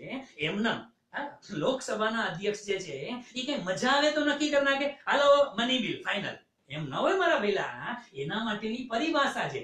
કોના આધારે નક્કી કરે? ઈ આના આધારે નક્કી કરે. બરોબર છે? ઓકે. ત્યાર પછી બીજો મુદ્દો, મુખ્ય મુદ્દાની વાત કરું, સાથે સાત શરતો નથી લેતો, 3-4 શરતમાં તમને બધું સમજાઈ જશે. હા, શરત 6-7 પાછા બંધારણ વાળા કહેતા નહીં ઈ અધૂરું કરે એવું ના, બધું આવી જશે. બીજી વસ્તુ કે જ્યારે પૈસા ઉછીના લેવાના હોય, સમજો, જ્યારે પૈસા ઉછીના લેવાના હોય, સરકારે જ્યારે કોઈ પાસેથી લોન લેવાની હોય, સરકારે કોઈ પાસેથી ભંડોળ લેવાનું હોય, ત્યારે કયું બિલ આવે? મની બિલ જ આવે છે. યાદ રાખજો, પૈસા ઉછીના લેવાના હોય, તમારે જ્યારે કોઈ વસ્તુ ડિસઇન્વેસ્ટમેન્ટ કરવાની હોય, એલઆઈસી. સમજાય છે? આ મુદ્દો શું કામ અહીંથી એવો? એલઆઈસી ના મુદ્દામાં સીધો જ કન્સેપ્ટ આવી શકે મિત્રો કે કયું બિલ લઈ આવે? ઓર્ડિનરી બિલ હાલે, મની બિલ હાલે, ફાઇનાન્સ બિલ હાલે, કોન્સ્ટિટ્યુશન એમેન્ડમેન્ટ બિલ છે? આ વસ્તુ નથી. તમને ખબર હોવી જોઈએ કે મની બિલ શા માટે એલઆઈસી માં લેવામાં આવે છે. કોન્સ્ટિટ્યુશન માં લખેલું છે ભાઈ કે આ પ્રવૃત્તિ કરવા માટે કયું બિલ હોવું જોઈએ? મની બિલ હોવું જોઈએ. અને ત્રીજા મુદ્દામાં બધા જ મુદ્દાઓ હું તમને વણી લઉં છું કે ભારતમાં ખાસ યાદ રાખજો, એક તો તમે લોકો સંચિત નિધિ કયો છો ને ગુજરાતીમાં, સંચિત નિધિ, કોન્સોલિડેટેડ ફંડ ઓફ ઇન્ડિયા આપણે જેને કહીએ છીએ. ત્યાર પછી બીજું આપણે આકસ્મિક નિધિ કહીએ છીએ, જેને તમે લોકો શું કહો છો? Contingency fund. કન્ટિન્જન્સી ફંડ આ કોન્સોલિડેટેડ ફંડ છે, કન્ટિન્જન્સી ફંડ છે. અને ત્રીજું શું છે? Public account fund. કયું છે? Public account fund. ઘણી વખત આપણે વાતો કરેલી છે. આર્ટિકલ 266 અને 267 મુજબ ઠીક છે. આર્ટિકલ 266 અને 67 માં કન્ટિન્જન્સી ફંડ હોય, કોન્સોલિડેટેડ ફંડ હોય, કન્ટિન્જન્સી ફંડ હોય કે પબ્લિક અકાઉન્ટ ફંડ હોય, આમાં કોઈ પણ પ્રકારના પૈસા લઈ જવા માટે થઈ અને કયું બિલ આવે? મની બિલ આવે છે. યાદ રાખજો. અને કોઈ પણ પ્રકારની આવક જાવકની વાતો કરવી હોય, નાણાકીય બાબતો, આ નાણાકીય આવક જાવક, આમાં 3 મુદ્દા આવી ગયા છે મિત્રો, એટલે યાદ રાખી લેજો. સંચિત નિધિમાં કોઈ પણ પ્રકારના મુદ્દા હોય તો એ શેમાં આવશે?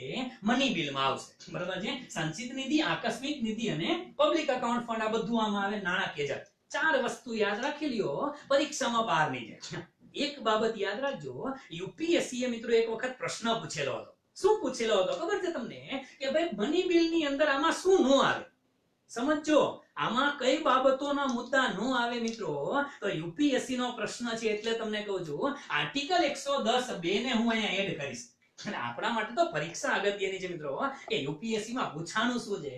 આર્ટિકલ 110(2) નો ભૂલતો હોય તો આ ચેક કરી લેવાની છૂટ છે તો કરજો ખાસ. પછી આક્ષેપ ન કરતા ખોટું ભણાવ્યું હતું. આર્ટિકલ 110(2) મુજબ એમ કહેવામાં આવે છે કે આમાં શું નો આવે? તો એક તો મિત્રો આની અંદર દંડની રકમ નહીં આવે. કઈ રકમ નો આવે? દંડની રકમ નો આવે. હવે માની લ્યો કે તમે without helmet, without PUC, without mask પહેર્યા વગર આટા મારો છો અને તમારી પાસેથી 1000 રૂપિયાનો ચાંદલો કરી લેવામાં આવે છે. ચાંદલો જ કહેવાય ને. હા, એના કરતા 10 રૂપિયાનું માસ્ક પહેરીને રખડા યાર, ખોટું છે નહીં. ઘણા લોકો કહે છે એ કે છે કે 500 રૂપિયા રોજની આવક છે ને 1000 રૂપિયા ભરવાના. યાર 500 ની આવક તું કમાણી કરવા જા તો 10 રૂપિયાનું માસ્ક લઈ લે પેલા, 5 રૂપિયાનો સાદો રૂમાલ બાંધો. પણ હરખ પદુડું થવું છે. બહુ ચોખ્ખા શબ્દોમાં કહું છું, સરકાર 1000 નો દંડ કહે છે, ખોટું નથી યાર. કોઈ વ્યક્તિ, હું નથી સમજતો કે ભારત દેશનો વ્યક્તિ મોઢે રૂમાલ બાંધવાની ત્રેવડ નો ધરાવતો હોય, એવું છે જ નહીં. એટલે એ વાતોમાં ન પડવું કે હા સરકારે કડક નીતિ અપનાવી છે. ફોરેન ની અંદર જાવ તો ખબર પડે કેટલા કડક નિયમો છે. આપણે આપણે એવી વાતો કરી અમેરિકા કેવું આમ ને ડિસિપ્લિન વાળું. અમેરિકામાં ડિસિપ્લિન બાપો એ રીતે જે ત્રીજી વખત કારનું એક્સિડન્ટ થાય ને અને લાયસન્સ રિન્યુ ન કરાયું હોય, ત્રીજી વખત સિગ્નલ તોડો તો તમારું લાયસન્સ રદ થઈ જાય છે. અહીંયા થાય છે?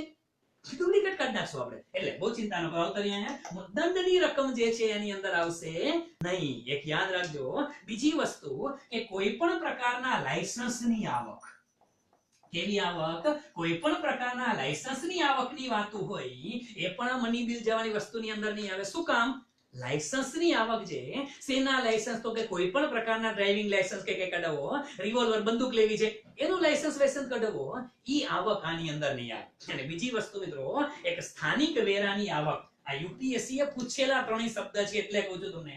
હું આખો પ્રશ્ન લેવો છું. સ્થાનિક વેરાની આવક. શેની આવક? સ્થાનિક વેરાની આવક એ પણ આની અંદર આવશે નહીં. યાદ રાખજો, સ્થાનિક વેરાની આવક આની અંદર નહીં આવે.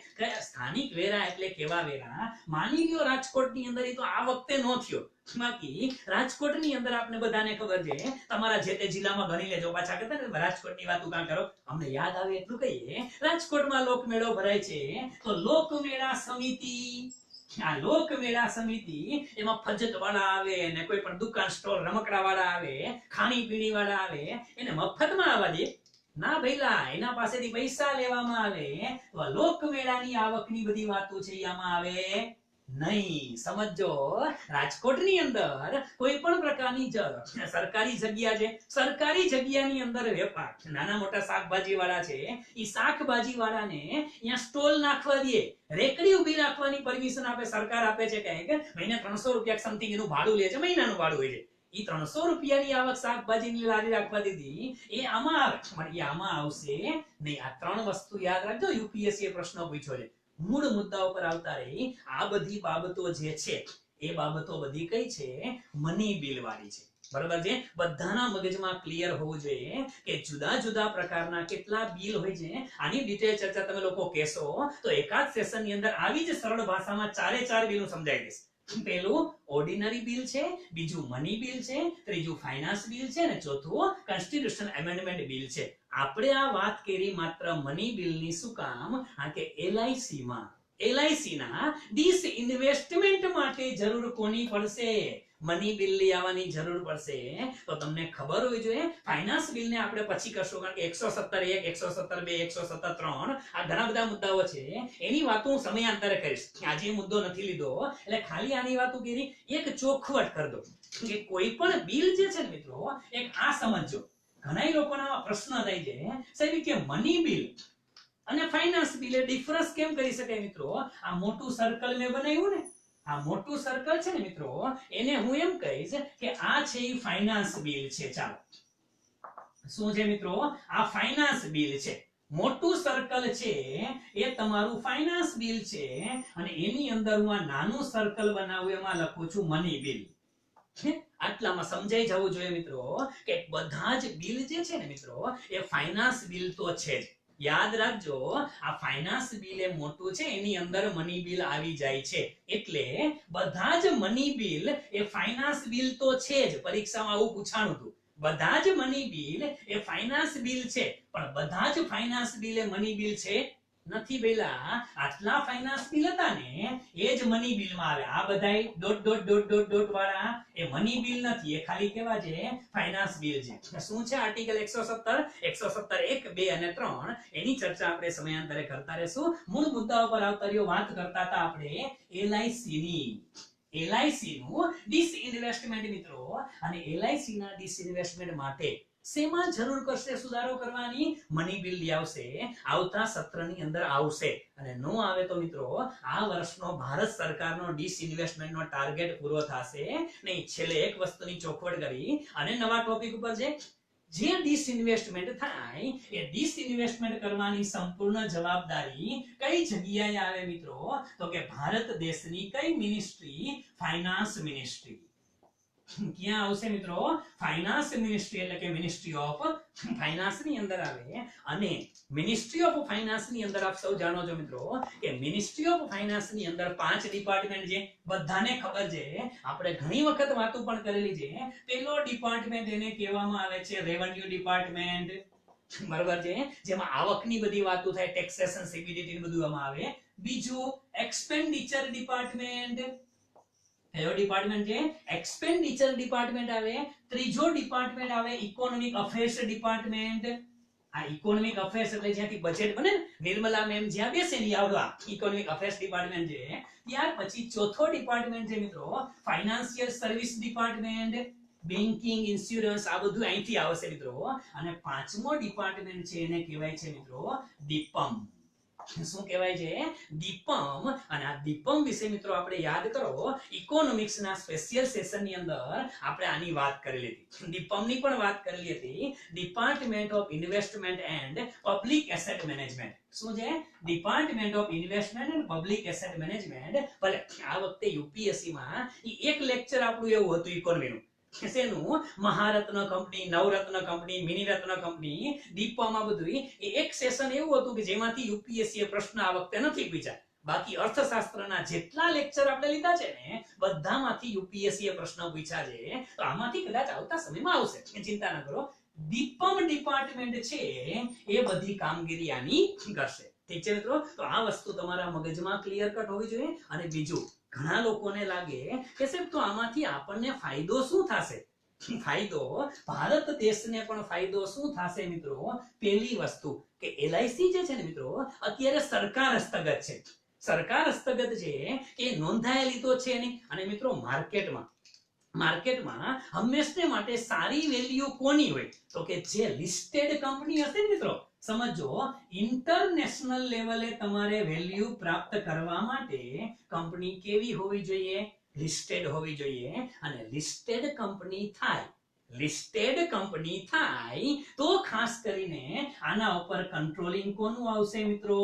સેબી નું કંટ્રોલિંગ આવશે, security exchange board of India. અને સેબી ના કંટ્રોલિંગ ને પરિણામે, કારણ કે અત્યારે એલઆઈસી એમાં એનપીએ નથી એવું ને, એલઆઈસી નું જે એનપીએ જે છે એ 3% થી 6% થઈ ગયું હતું.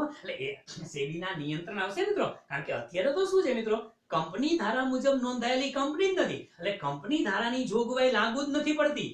કંપની ધારાની કોઈ જોગવાઈ એલઆઈસી ને લાગુ નથી પડતી. એટલે આમ જુઓ તો રામ રાજ્ય જેવું છે. ભલે આવડી મોટી કંપની છે પણ રામ રાજ્ય છે. ઓલું સેબીના નિયંત્રણની અંદર આવશે. એટલે તમામ પ્રકારના રિપોર્ટ્સ રજૂ કરવાના, એકાઉન્ટ્સ રજૂ કરવાના, એના પરિણામે કંપનીની કામગીરી સુધરશે. સમજો, કામગીરી સુધરશે. આમાં દેશને કોઈ નુકસાન નથી થવાનું, કામગીરી સુધરશે. અને બીજી વસ્તુ મિત્રો કે માર્કેટમાં આવવાથી નાના રોકાણકારો છે, કેવા નાના રોકાણકારો, મારા અને તમારા જેવા, આપણે પણ આના શેર ખરીદી શકશું. એવું નથી કે પ્રાઇવેટ વાળાના હાથમાં આવી જશે. યાર 10% સ્ટેક વેચે છે, 90% હિસ્સો તો કોનો હશે? સરકારનો જોવાનો છે. એટલે ટેન્શન ન લેતા. અને બીજું, આજે આઈપીઓ આવશે ને, મેં વાત કરી ઇનિશિયલ પબ્લિક ઓફર, એમાં જાહેરાત કરી દીધી છે. શું જાહેરાત કરી છે? કે આઈપીઓ લઈ આવે એમાં આ જે નાના રોકાણકારો છે ને એને આઈપીઓ ની જે કિંમત હશે એમાં 10% ડિસ્કાઉન્ટ આપવામાં આવશે. શું આપવામાં આવશે? 10% ડિસ્કાઉન્ટ. એટલે તમે કે હું મોટી કંપની વાળા લેશે ને આના શેર, એને નહીં, તમને અને મારા જેવા નાના રોકાણકારોને. માની લ્યો કે એલઆઈસી નો શેર લિસ્ટેડ થાય અને અપેક્ષા રાખી કે 800 રૂપિયાનો હોય, 800 રૂપિયાનો શેર હશે, લિસ્ટેડ થશે, આપને 10% ડિસ્કાઉન્ટ. એટલે આપને કેટલામાં મળશે? 720 માં. અને મોટી કંપની વાળા અદાણી ભરે, અંબાણી ભરે, આઈસીઆઈસી બેંક વાળા ભરે, એ બધાને 800 માં શેર મળશે. અને આપને બધાને 10% ડિસ્કાઉન્ટમાં. એટલે અંદાજિત રકમ, જો 1000 નો શેર હશે તો એ લોકોને 1000 માં, આપને 900 માં, 100 રૂપિયા ડિસ્કાઉન્ટ, 10%. ઠીક છે? આ આપને ખબર હોવી જોઈએ. એટલે એલઆઈસી મિત્રો, એલઆઈસી નું ડિસઇન્વેસ્ટમેન્ટ થાય છે તો એના પરિણામે ઘણા બધા ફાયદા પણ છે. દેશને કોઈ નુકસાન જતું નથી. હા, એવું જરૂરી નથી. પછી એવું ન હોય કે સાહેબ ઘરે કે પૈસા આવે તો ઘરે સફેદ હાથી બાંધી રાખો. ઘરે સફેદ હાથી બાંધી રાખવાથી કઈ મીનિંગ નથી, એને નિભાવવો તો પડશે ને. એલઆઈસી પ્રોફિટેબલ છે, બીજા પબ્લિક સેક્ટર અન્ડરટેકિંગ ખોટ કરે છે, એને નિભાવવા તો પડશે ને. તો આનો થોડોક સ્ટેક વેચી અને માર્કેટમાં કંપની આવશે, એનાથી ગ્રોથ વધશે, માર્કેટ વેલ્યુ પણ વધશે. અને બીજી વસ્તુ તો એ છે, સૌથી વધુ અગત્યનો મુદ્દો કે એલઆઈસી ની સાચી વેલ્યુ ખબર પડશે.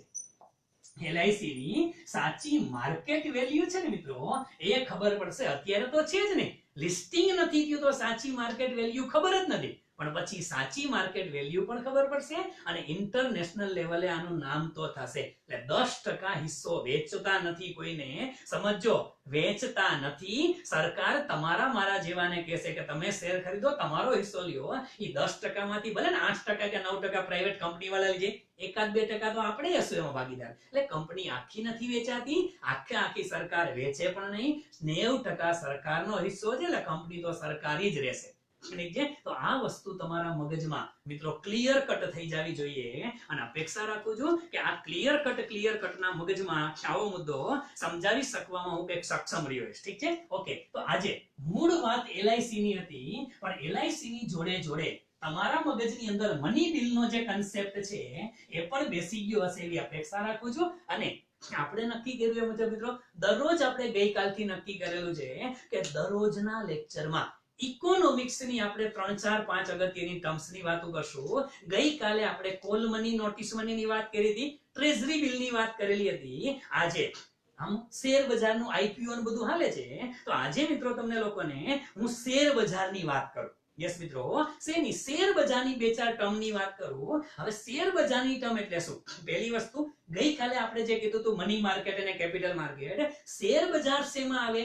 કેપિટલ માર્કેટમાં આવે. યાદ રાખજો, શેર બજાર શેમાં આવે? કેપિટલ માર્કેટમાં. અને કેપિટલ માર્કેટ છે ને મિત્રો, થોડું ટૂંકમાં તમને કહી દઉં, કેપિટલ માર્કેટમાં પણ 2 ભાગ પડે. કયા ભાગ પડે? એક માર્કેટ છે એને કહેવામાં આવે છે મિત્રો પ્રાઇમરી માર્કેટ.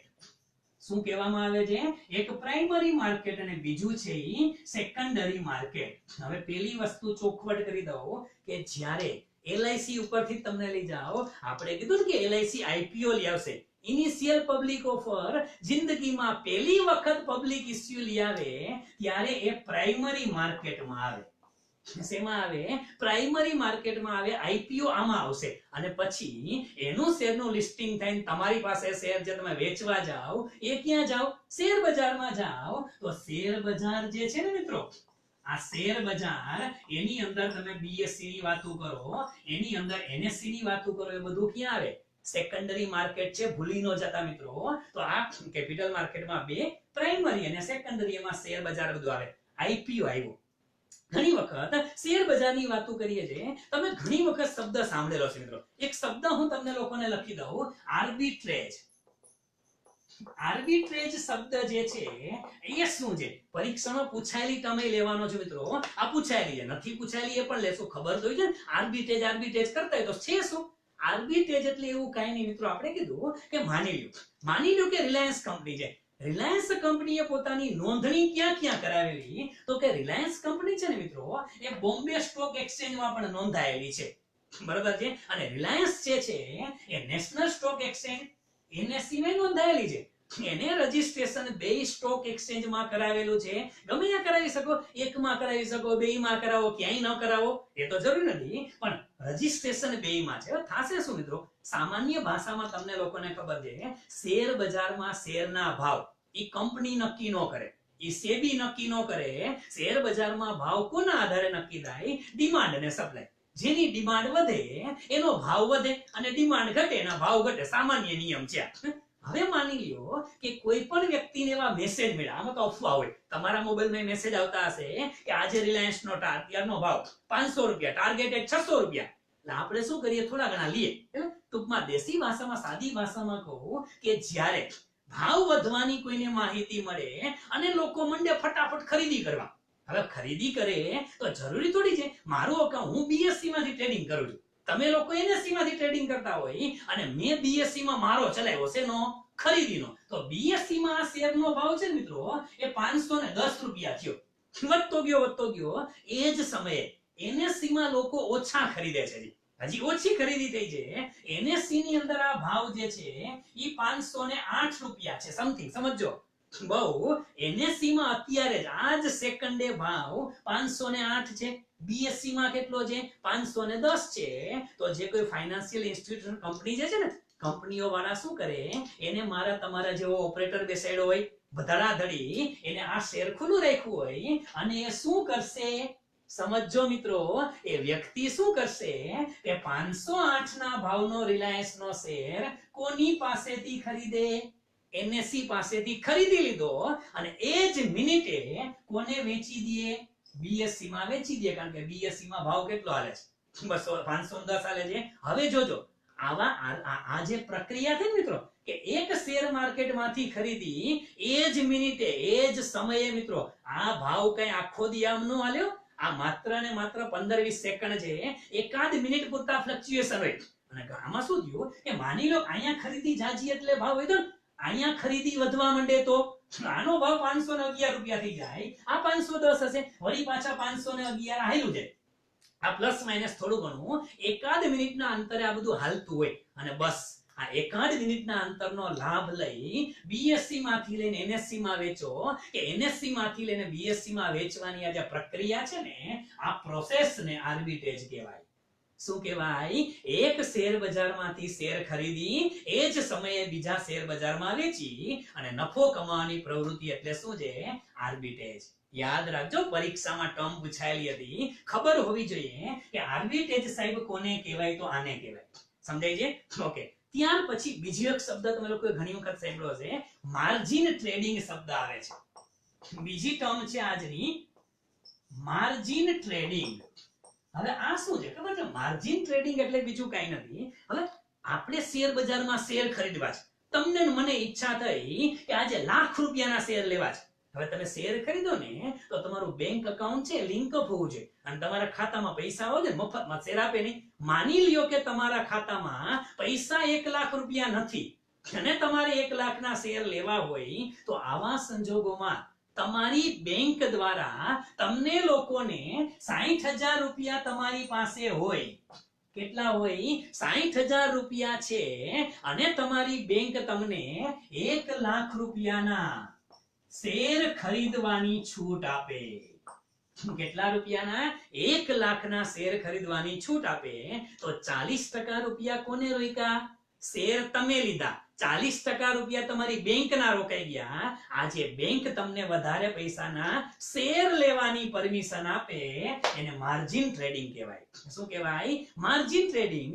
માર્જિન એટલે 40% પૈસા બેંકના છે, એટલે તમે જ્યારે વેચો ત્યારે બેંક લઈ લેશે. હા, ચિંતા કરતા નહીં, આ ઓટોમેટિક થાય. તમે આજે નહીં તો કાલે વેચી તો દેશો, અને નિશ્ચિત સમયમાં વેચી પણ દેવા પડે મિત્રો.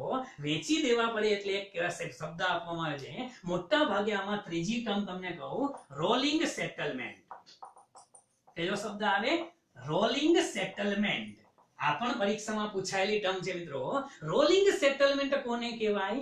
શેર બજારમાં તમે કીધું કે આજે શેર લીધા, પૈસા છે નહીં, કે 40% માર્જિન ટ્રેડિંગ કર્યું હતું, તમે જે શેર ખરીદી કરો, ખરીદ વેચાણ તમારે જે કરો તે, પણ ટ્રાન્ઝેક્શન થયાના 3 દિવસમાં.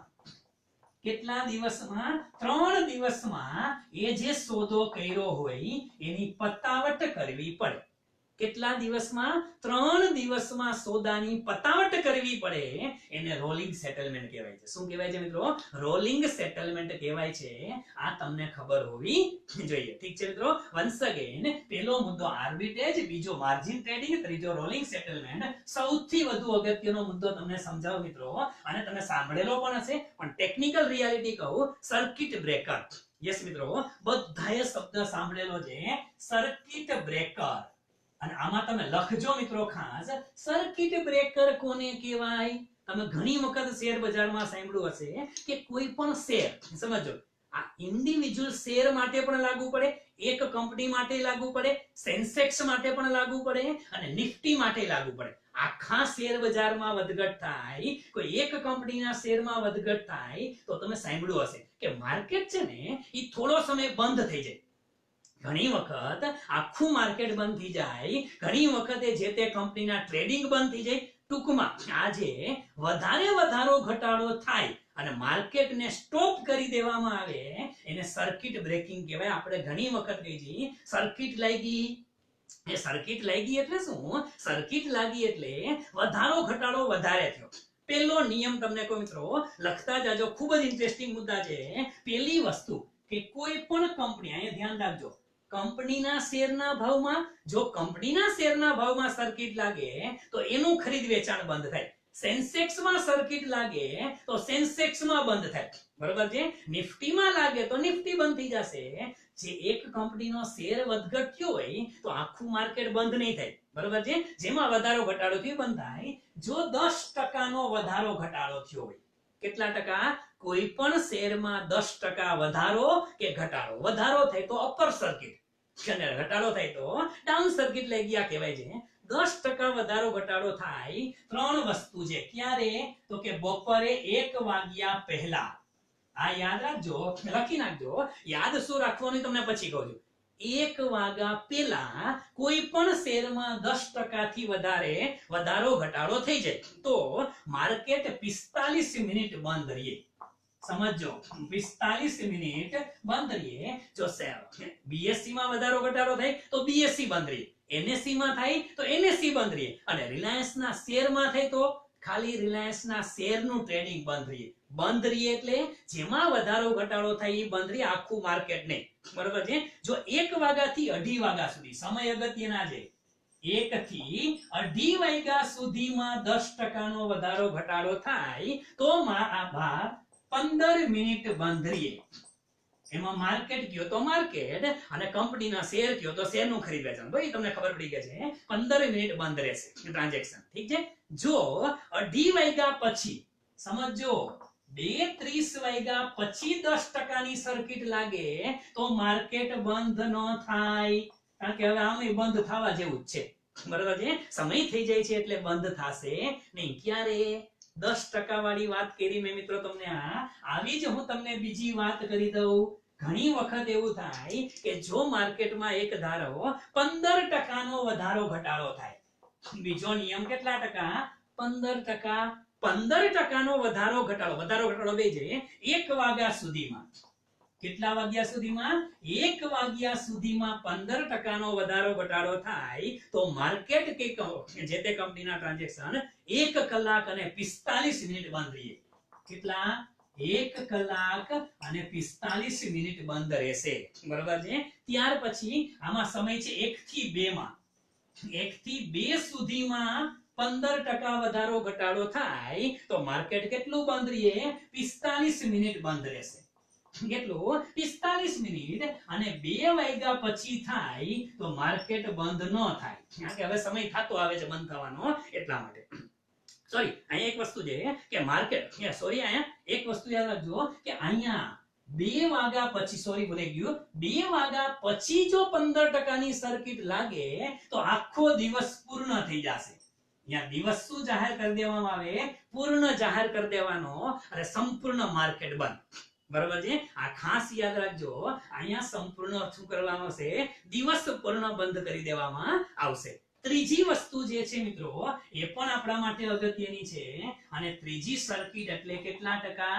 20% ની સર્કિટ લાગે સીધો એક જ ઝટકે. કોઈ કંપનીના શેરમાં કોઈ પણ સમયે 20% નો ઘટાડો વધારો થાય. સમજો, 20% નો વધારો ઘટાડો થાય કોઈ પણ સમયે થાય. ભાઈ એ માર્કેટમાં 11 વાગે થાય, 1 વાગે થાય, 2 વાગે થાય કે 2:30 વાગે થાય. કોઈ પણ સમયે કોઈ શેરનો ભાવ સડનલી 20% ઘટી ગયો કે 20% વધી ગયો તો આખો દિવસ એ માર્કેટ બંધ રહેશે. સંપૂર્ણ દિવસ એ માર્કેટ એટલે કે શેરનું ખરીદ વેચાણ બંધ રહેશે. આ તમને ખબર હોવી જોઈએ. ટૂંકમાં સાદી ભાષામાં બહુ ટેકનિકલ ન સમજો ને તોય તમને ખબર હોય છે. સર્કિટ બ્રેકર એટલે કોઈ પણ પ્રકારના શેરમાં, સેન્સેક્સમાં, નિફ્ટીમાં અત્યંત વધારો ઘટાડો થાય તો ટેમ્પરરી કે પૂર્ણ સમય માટે માર્કેટ બંધ કરી દેવામાં આવે ને એને સર્કિટ લાગી કહેવાય. શું કહેવાય? સર્કિટ લાગી કહેવાય. આ વસ્તુ છે. ઠીક છે મિત્રો. તો આજનો દિવસ જે છે ઈ અર્થશાસ્ત્રની અગત્યની ટર્મિનોલોજીમાં આપણે અહીંયા સુધી રાખશું. વળી પાછા આવતીકાલે નવા કરંટ અફેર્સ સાથે, નવા કન્સેપ્ટ સાથે અને નવી અર્થશાસ્ત્રની ટર્મિનોલોજી સાથે મળતા રહેશું મિત્રો. ટર્મિનોલોજીનો કન્સેપ્ટ આપ લોકોને કેવો લાગ્યો છે એ કોમેન્ટ બોક્સમાં જરૂરથી જણાવશો મિત્રો. અપેક્ષા રાખું છું કે આપ લોકોને બધું ગમ્યું હશે. Have a nice day to all of you. આપ લોકોનો ખૂબ ખૂબ આભાર. અને છેલ્લે મિત્રો, જય ભારત, જય હિન્દ, જય જય ગરવી ગુજરાત, જય જય ગરવી Gujarat. Thank you very much friends.